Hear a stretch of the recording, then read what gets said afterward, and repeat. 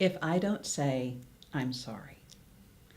The truth is that our finest moments are most likely to occur when we are feeling deeply uncomfortable, unhappy, or unfulfilled. For it is only in such moments, propelled by our discomfort, that we are likely to step out of our ruts and start searching for different ways or truer answers. M. Scott Peck.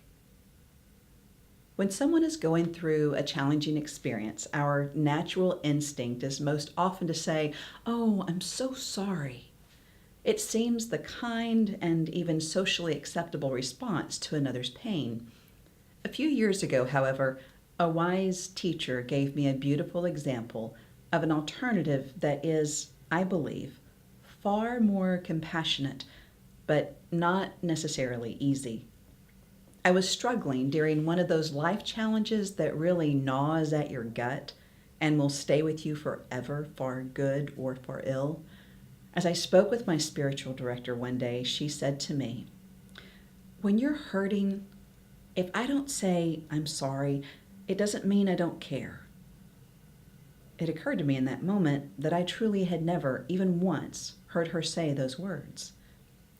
When I say I hear you, that's me saying I care.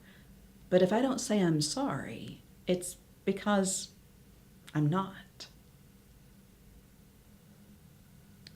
I was quite taken aback by this. I opened my mouth a few times to respond, then closed it again each time, not quite sure what to say.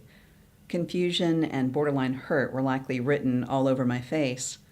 In answer to the questions I couldn't articulate, she said, "I know when you're hurting that you're teachable. Pain impels us out of our comfort zones and toward greater health, compelling us to grow. Because I care, I can never be sorry for you to have that experience." I said, perhaps a little sarcastically, "Gee, thanks?" But I got it. And I still experience it as the highest form of caring from her, as well as her trust in my ability to make it through tough times. Many people ask me how I do this work. If there's time, I'll share that story with them. It's changed the way I see situations. I can feel for someone going through difficulty or suffering, and I care about their struggle.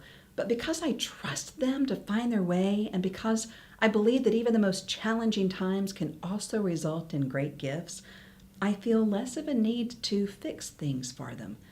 I may not like what they're going through. Often, I just flat out don't understand.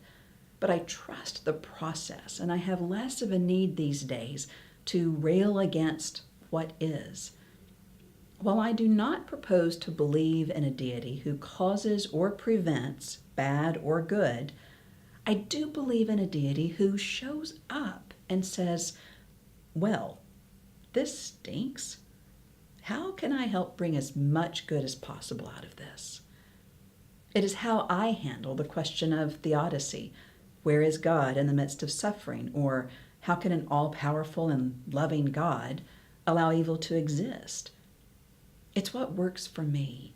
I don't pretend to know that it's right. I don't need to.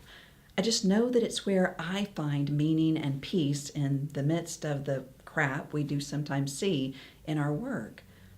Experience has taught me that something I believed at one time was the best thing in the world can change into a difficulty in a second.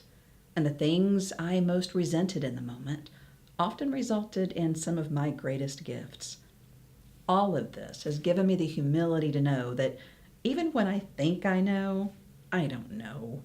And when I'm really certain that I know, to think again.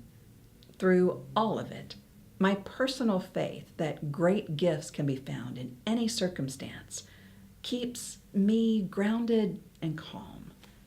Well, most of the time.